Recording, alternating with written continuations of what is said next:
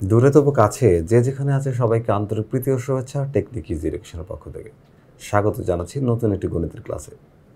আজকের ক্লাসে আমরা আলোচনা করব 2023 সালে এসএসসি পরীক্ষায় আসা একটি বোর্ড প্রশ্ন নিয়ে, যে প্রশ্নটি কুমিল্লা বোর্ডে এসেছিল। তো আমরা কুমিল্লা বোর্ডের প্রশ্নটি দেখব, তার উদ্দীপকটা বুঝবো, এরপর প্রশ্ন উত্তর দিব। তার আগে তোমরা দেখতে পাচ্ছ আমার পিছনে একটা ডামি কিউআর কোড। এই কিউআর কোডটা নির্দেশ করে যে তোমরা যদি আমাদের এই ইজি ম্যাথ বইটা সংগ্রহ করো, অর্থাৎ বাংলাদেশের প্রথম স্মার্ট বই, যে বইয়ের প্রতিটি পরতে অর্থাৎ প্রতিটি সমস্যার সাথে একটা করে কিউআর কোড দেওয়া আছে, তুমি কিউআর কোডটা স্ক্যান করা মাত্রই আমাদের এই ক্লাসটি দেখতে পাবে। তাহলে যারা এখনও পর্যন্ত এই বইটি সংগ্রহ করনি তারা দ্রুত সময়ের মধ্যে বইটি সংগ্রহ করে নাও এবং তোমার প্রয়োজনীয় ক্লাসটি করে নাও। তাহলে আর কথা না বাড়িয়ে চলো আমরা আমাদের এই প্রশ্নটির সমাধান করি। প্রশ্ন 88 বলা হচ্ছে যে একটা চিত্র দেখতে পাচ্ছ, আমরা বুঝতেই পারছি এটা একটা বৃত্ত। তো বৃত্তের একটা কেন্দ্র দেওয়া আছে, কেন্দ্র হচ্ছে ও। তো ও কেন্দ্র বিশিষ্ট বৃত্তে PQRS চতুর্ভুজটি বৃত্তের মধ্যে অন্তর্লিখিত। বৃত্তের কেন্দ্র হচ্ছে ও। তাহলে এই যে বৃত্ত, এটা হচ্ছে বৃত্ত আমাদের। PQRS চতুর্ভুজটি কি বলতো? অন্তর্লিখিত। তার মানে চতুর্ভুজটি বৃত্তের মধ্যে আঁকা, যার প্রতিটি শীর্ষবিন্দু অর্থাৎ PQR এবং S, এই প্রতিটি শীর্ষবিন্দু ভার্টেক্সগুলো কি হলো? পরিধিকে স্পর্শ করলো। তাহলে এটা অন্তর্লিখিত হলো। তো এই বৃত্তের ব্যাস দেওয়া আছে, বৃত্তটির ব্যাস যদি 8.4 সেন্টিমিটার হলে বৃত্তটির পরিধি নির্ণয় করো। আমরা জানি পরিধি সূত্র 2πr, তাহলে 2r এর মান তো দেওয়াই আছে, জাস্ট পায়ের মানের সাথে মাল্টিপ্লাই করলেই হবে। প্রমাণ করো যে 2 কোণ QPS এটা একটা বৃত্তস্থ কোণ। দেখো বৃত্তের পরিধিকে টাচ করলো, তার মানে এই কোণটা হচ্ছে বৃত্তস্থ কোণ। আর এটা হচ্ছে কোণ QOS, অর্থাৎ এটা হচ্ছে কেন্দ্রস্থ কোণ। তার মানে কেন্দ্রস্থ কোণ বৃত্তস্থ কোণের দ্বিগুণ সমান কেন্দ্রস্থ কোণ, মানে কেন্দ্রস্থ কোণ বৃত্তস্থ কোণের দ্বিগুণ। আমাকে এটা প্রমাণ করতে হবে। খুবই চেনা তোমাদের টেক্সট বুকের থিওরিয়াম 20 অর্থাৎ 20 নম্বর উপপাদ্য। এটা আমরা অসংখ্যবার করেছি, আজকে আবার আমাদের এই প্রশ্নের আলোকে এটাকে সমাধান করব। এবং নেক্সট কোশ্চেনে আমরা দেখব যে PR এবং QS কর্ণদ্বয় পরস্পরকে M বিন্দুতে ছেদ করলে প্রমাণ করো যে কোণ POQ প্লাস কোণ ROS ইজ ইকুয়ালস টু 2 কোণ PMQ। এটা আমাকে প্রমাণ করতে হবে। ওকে, ভালো, চলো আমরা এটা প্রমাণ করার চেষ্টা করি। প্রত্যেকটা প্রশ্ন একটা একটা ধরে আমরা এটাকে সলভ করি। দেখো এখানে আমাদের বৃত্তের ব্যাস D বা ডিকে আমরা 2r লিখতে পারি। বৃত্তের ব্যাস D আর D সমান হচ্ছে 2r। এই যে, তাহলে এটা হচ্ছে কি বলতো? পরিধি হচ্ছে 2πr। এখানে 2πr তোমরা জানতে 2πr। এই 2r সমান হচ্ছে D, ডায়ামিটার। ওকে, তাহলে এখানে এইটা আর এটা একই জিনিস। তাহলে 2πr 2r পরিবর্তে D লেখা যাবে, অথবা তুমি চাইলে 2r লিখে এখানেও মান বসাতে পারবে, কোনো সমস্যা নেই। তাহলে এখানে 3.1416 এটা হচ্ছে কি বলতো? বৃত্তের, এটা হচ্ছে পায়ের মান, আর ব্যাস হচ্ছে 8.4। হিসাব করে দেখো কত আসে? 26.389 সেন্টিমিটার প্রায়। এটা হচ্ছে আমাদের এই প্রশ্নের অ্যান্সার। আশা করি তোমরা এই প্রশ্নটা বুঝতে পেরেছো। তাহলে চলো প্রশ্ন খ এর সমাধান করি। প্রশ্ন খতে বলা হয়েছে যে কেন্দ্রস্থ কোণ বৃত্তস্থ কোণের দ্বিগুণ প্রমাণ করব। খুবই সহজে এটা প্রমাণ করা যাবে। আগে কনসেপ্টটা একটু ক্লিয়ার করি, তারপর দেখবা যে খুব ইজিলি হয়ে গেছে। এইখানে আমাদের যে জিনিসটা লাগবে সেটা হচ্ছে একটা ত্রিভুজের বহিস্থ কোণের কনসেপ্টটা ক্লিয়ার করতে হবে। ত্রিভুজের বহিস্থ কোণ কি? যদি বহিস্থ কোণটা একটু তোমাদেরকে বোঝাই, দেখো একটা ত্রিভুজ, এই মনে করো যে একটা ত্রিভুজ, এই যে এই হলো একটা ত্রিভুজ যার নাম হচ্ছে ধরো যে ABC। তো একটা ত্রিভুজের যদি কোনো একটা বাহুকে তুমি যে কোনো দিকে বাড়াও, ধরো তুমি BC বাহুকে বাড়াই দিলা D পর্যন্ত, তাহলে এইখানে একটা কোণ তৈরি হলো, এটাকে বলা হয় হচ্ছে বহিস্থ কোণ।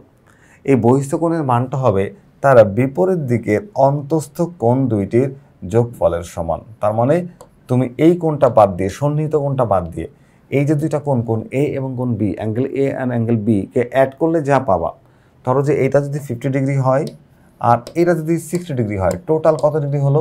110 ডিগ্রি। তাহলে এই কোণটার ভ্যালু হচ্ছে 110 ডিগ্রি। আই থিঙ্ক আমি বুঝাইতে পারছি যে বহিস্থ কোণ হচ্ছে এটা। তো এই বহিস্থ কোণের কনসেপ্ট ব্যবহার করে আমরা এখানে এই জিনিসটাকে প্রমাণ করব। দেখো এখানে আমরা যে কাজটা করব এখন, তা হচ্ছে এই যে এই হচ্ছে একটা বৃত্তের কেন্দ্র, চতুর্ভুজটা আগেই দেওয়া ছিল। এবার খেয়াল করো, এই যে পি কিউ এবং পি এস এই দুইটা রেখার একটাও কেন্দ্র দিয়ে যায় নাই। তো আমি একটা কেন্দ্রগামী রেখা অংশ এডি নিয়ে নিলাম। তো এডিটা করলো কি, এখানে দুইটা ত্রিভুজ তৈরি করলো। দেখো কি করলো, দুইটা ত্রিভুজ তৈরি করলো, ত্রিভুজ 1 আর ত্রিভুজ 2। ভালো করে বুঝো। প্রথমে আমি ত্রিভুজ 1 নিয়ে কাজ করছি। দেখো এই পিডি রেখাটায় একটা, এই ত্রিভুজ পি ও কিউ এর একটা বহিস্থকোণ তৈরি হয়েছে। কি বলতো বহিস্থকোণটা? এই দেখো, এই যে, তাহলে বহিস্থকোণ কিউ ও ডি কোন ত্রিভুজের? ত্রিভুজ পি ও কিউ এর বহিস্থকোণ কিউ ও ডি হবে এই কোণটা আর এই কোণটা যোগফলের সমান। তাহলে আমি কিউ ও ডি সমান লিখতে পারবো কি, এই দুইটা কোণের যোগফলের সমান। তাহলে দেখো, আবার দেখো এখানে এই বাহুটা আর এই বাহুটা কিন্তু একই বৃত্তের ব্যাসার্ধ। তার মানে ও পি সমান ও কিউ, কারণ কি এরা হচ্ছে একই বৃত্তের ব্যাসার্ধ। তো একই বৃত্তের ব্যাসার্ধ হওয়ার কারণে কি হবে বলতো, এই ত্রিভুজটাও হয়ে যাবে সমদ্বিবাহু ত্রিভুজ, আর সমদ্বিবাহু ত্রিভুজের ভূমির সাথে উৎপন্ন কোণ সমান। তার মানে এই কোণটা আর এই কোণটা, অর্থাৎ কোণ Q P O is equals to কোণ পি কিউ ও। আমরা এইভাবে লিখতে পারবো। আর এইগুলো তো তোমরা প্রশ্ন দেখে দেখেই লিখতে পারবা বিষয় নির্বাচনটা।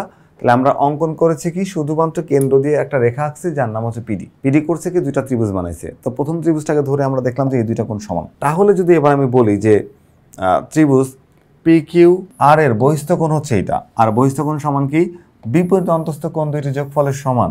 যেহেতু এই দুইটা কোণ সমান, তার মানে কিউ পি ও, আর পি কিউ ও না লিখে আবার কিউ পি ও লেখা যাবে। কেন লিখবো? এভাবে লিখলে আমি যোগ করতে পারবো। তাহলে এই দুইটা কোণকে যোগ করে দিলে হচ্ছে 2 কোণ কিউ পি ও। তার মানে কোণ কিউ পি ডি, কোণ কিউ ও ডি, কিউ ও ডি সমান 2 কোণ কিউ পি ডি। এটা একটা ইকুয়েশন ধরে নাও। ঠিক একই রকম ভাবে আমরা কিন্তু বলতে পারি যে কোণ ত্রিভুজ পি ও এস, পাশের ত্রিভুজটা 2 নম্বর ত্রিভুজটা পি ও এস এর ক্ষেত্রে আমরা এটা বলতে পারি যে এই কোণটা সমান 2 কোণ। এটাকে ধরো 2 নম্বর সমীকরণ। তো আমরা কিন্তু দুইটা সমীকরণ তৈরি করে ফেলেছি। এখন আমাদের কাজ হচ্ছে এই দুইটা সমীকরণ জাস্ট যোগ করে দেওয়া। তো সমীকরণ যদি যোগ করি তাহলে আমাদের কি হয় আমরা একটু দেখবো। সমীকরণ যোগ করলে কি হচ্ছে দেখো, খেয়াল করো।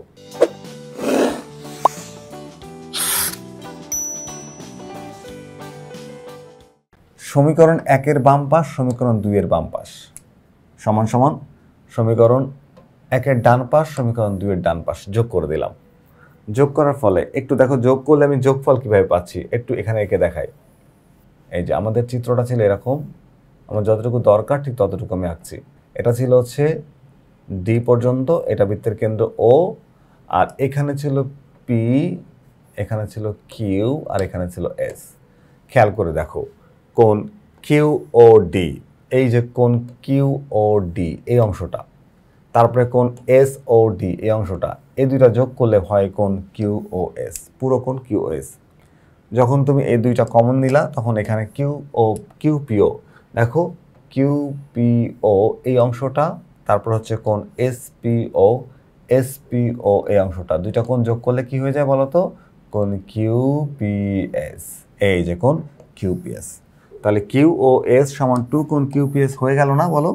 এবার জাস্ট এটাকে প্রশ্নের পাশে দেওয়া ছিল আর ওটাকে পাশে দেওয়া ছিল, তুমি শুধু ঘুরাই দাও, দিলেই তোমার প্রমাণ হয়ে গেল যে দুইটা বৃত্তস্থ কোণ সমান একটা কেন্দ্রস্থ কোণ, মানে একটা কেন্দ্রস্থ কোণ সমান দুইটা বৃত্তস্থ কোণ প্রমাণ হয়ে গেল। আশা করি তোমরা এই সমস্যার সমাধানটা বুঝতে পেরেছো। তাহলে আমরা পরের প্রশ্ন গতে যাব। দেওয়া আছে অকেন্দ্রশী বৃত্তের মধ্যে পি কিউ আর এস চতুর্ভুজটি অন্তর্লিখিত। এবার তো এই অন্তর্লিখিত চতুর্ভুজের ক্ষেত্রে আমরা যদি একটু প্রমাণে যাই, তো চিত্রটা আমাদের এরকম হবে। চিত্রটা দেখো, পি কিউ আর এস চতুর্ভুজটাকে একটু আমি দেখাই তোমাদেরকে। এই যে পি কিউ আর এস, এই হলো চতুর্ভুজ। ওকে, আচ্ছা, তাহলে দেখো চতুর্ভুজের P R O Q S কর্ণদ্বয়। তাহলে পি আর এই যে হলো কর্ণ, আর কিউ এস এটা হলো কর্ণ, দ্বয় কোথায় মিলিত হয়? এম বিন্দুতে মিলিত হলো, এম বিন্দুতে। ওকে, এবার দেখো এই যে কোণটা কিউ, এই কোণটার নাম হচ্ছে কিউ ও পি, কোণ হচ্ছে কি, সরি পি ও কিউ। তাহলে পি ও কিউ কোণ কিন্তু এখানে যোগ না করলে হবে না। তাই আমি করছি কি, এটা যেহেতু প্রশ্নে কোণটা বলে দিছে মানে আগে থেকে যোগ করা, বা তুমি একটু উল্লেখ করে দিবা যে পি ও আর কিউ ও যোগ করায় কোণ পি ও কিউ উৎপন্ন হলো। এদের লিখছি O P R O Q যোগ করি। একই রকমভাবে আর ও এস, এখানেও একটু আর একটু যোগ করতে হবে। এটা হচ্ছে না, এটা আমাদের প্রশ্নে আর ও আর হচ্ছে এস ও যোগ করি, তাহলে তৈরি হবে কোণ আর ও এস, যোগ করাই এই কোণটা তৈরি হবে। এবার প্রমাণ করতে হবে এই দুইটা সমান হচ্ছে কোণ টু কোণ কি তৈরি হবে বলো তো, পি এম কিউ, এটা প্রমাণ করতে হবে। এইটা তোমাদের পাঠ্য বইয়ের, এটা হচ্ছে চ্যাপ্টার 8.1, তোমরা অনুশীলনী 8.1-এর 1 নাম্বার কোশ্চেনটা আমরা অনেকবার এটা সলভ করেছি বিভিন্ন প্রশ্নের মধ্যে বই থেকে। তো তোমরা যদি ওইটা একটু আগে সমাধান করো এটা বুঝতে সুবিধা হবে। ওকে, আমাদের প্রশ্নে তাহলে আছে, আমরা বুঝে নিলাম যে আমাদের এইগুলোকে কিন্তু এই ও কিউ আর হচ্ছে এস ও আগে যোগ করা ছিল, আমরা শুধু এখানে দুইটা জিনিস যোগ করেছি নতুন করে, এইটা আর হচ্ছে এইটা যোগ করার ফলে আমাদের কোণগুলো তৈরি হয়ে গেছে। হ্যাঁ, তো কোণ তৈরি হয়ে যাওয়ার পরে এবার দেখো আমরা একটু দুইটা চাপ আলাদা করে নিয়ে আমরা একটু এদের মধ্যে সম্পর্ক তৈরি করবো। এখানে দেখো পি কিউ একটা চাপ আর হচ্ছে আর এস একটা চাপ। এই পি কিউ এর উপর দণ্ডায়মান কেন্দ্রস্থ কোণ হচ্ছে এইটা, আর আর এস চাপের উপর দণ্ডায়মান কেন্দ্রস্থ কোণ হচ্ছে এইটা। তাহলে কেন্দ্রস্থ আর বৃত্তস্থ কোণের মধ্যে একটা সম্পর্ক তৈরি করে দুটা সমীকরণ বানাবো। সমীকরণ যোগ করার পরে দেখবো যে 90% কাজ শেষ হয়ে গেছে। ওকে, তাহলে আমরা এক কাজ করি, প্রথমে কোণ পি, তাহলে পি কিউ চাপের উপর, পি কিউ চাপ কই বলো তো, এই দেখো এই যে পি কিউ চাপ, এই যে এইটুকু, এই চাপের উপরে দণ্ডায়মান কেন্দ্রস্থ কোণ পি ও কিউ এবং বৃত্তস্থ কোণ, এটা হলো কেন্দ্রস্থ কোণ, আর বৃত্তস্থ কোণ হচ্ছে P S Q, P S Q, এই যে এই কোণটা পি এস কিউ এস বিন্দুতে। আচ্ছা, তো আমরা জানি একটা কেন্দ্রস্থ কোণ সমান দুইটা বৃত্তস্থ কোণ, ধরে নেওয়া একটা সমীকরণ, কেন্দ্রস্থ কোণ বৃত্তস্থ কোণের দ্বিগুণ। একই কারণে এবার চাপ হচ্ছে এটা আর এস চাপের উপরে দণ্ডায়মান কেন্দ্রস্থ কোণ আর ও এস এবং বৃত্তস্থ কোণ আর পি এস, এই যে আর পি এস, এই যে এটা দেখো আমি দেখাচ্ছি আর পি এস, এই যে এই কোণটা। তাহলে এই যে কোণ দুইটা হচ্ছে একটা কোণ কেন্দ্রস্থ সমান দুইটা কোণ বৃত্তস্থ, এই হচ্ছে 2 নম্বর সমীকরণ। তো সমীকরণ যখন তৈরি হয়ে গেল, তাহলে আমরা এখন সমীকরণ দুইটাকে কি করলাম, যোগ করে দিই। এই দেখো সমীকরণ যোগ করে দিচ্ছি, সমীকরণ যোগ 1 যোগ 2 সমান হচ্ছে 2 কোণ, এই 2 কোণ আর এই 2 কোণ, 2 একবারে কমন নিয়ে তুমি এটা লিখতে পারবা। আচ্ছা, তাহলে এটাকে যদি আমরা এই সোজাসুজি লিখতাম বেশি ভালো হতো।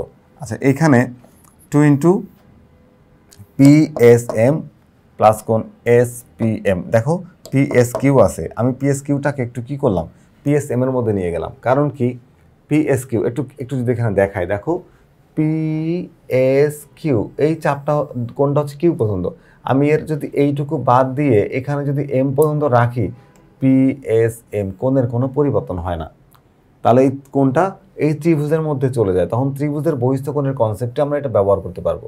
এই জন্য এই ওর লম্বা যে অংশটা কেটে ছোট করে দিলাম, ঠিক আছে, তার মানে ওর বাহুটাকে আমি একটু বাদ দিয়ে দিলাম।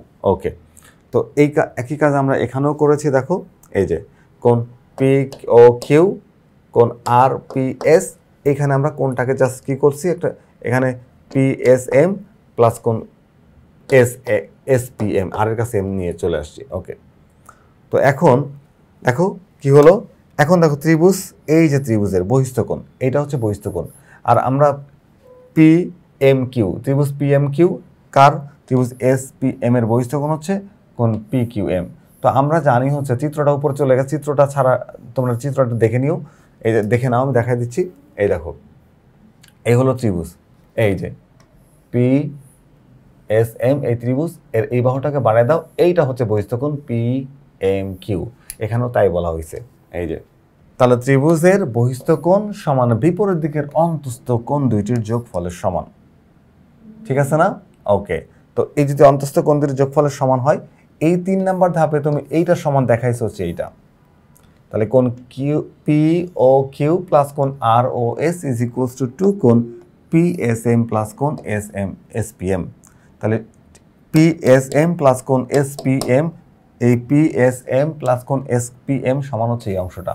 তাহলে এটাকে নিয়ে জাস্ট এখানে বসায় দাও, সমান সমান, এটা প্রমাণ হয়ে যাবে। দেখো এই যে নিয়ে ধাপ 3 আর 4 থেকে, ধাপ 3 থেকে এনে 4-এর মধ্যে বসায় দাও। এই যে লিখলাম, এই 2টাকে এখানে বসাইলাম আর এই মানটাকে এখানে বসিয়ে দিলাম, সাথে সাথেই কিন্তু এটা প্রমাণ হয়ে গেছে। আমাদের প্রশ্ন যা চেয়েছিল।